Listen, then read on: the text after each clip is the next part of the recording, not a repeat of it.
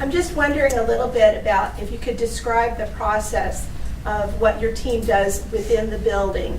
The process description of the team. Like specifically tearing down doors, possibly walls, you know, those kinds of things, you know, utility closets. I mean, which areas are you going into? Which areas do you avoid, and how do you go about that? Yeah, really good question.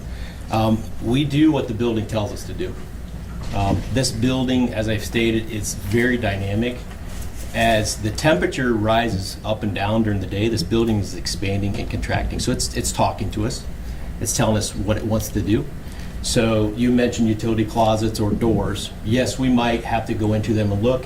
Some of it is as much as we want to, we can't because the building's not letting us, or it's just too unsafe to do it without waiting to install shores. Some of that shoring we can do by ourselves, but to do some of the exterior shoring, we have to wait for utilities. Otherwise, we put pins down through the floor and pins into the wall. We could electrocute somebody, and now we've just made a really tragic situation worse.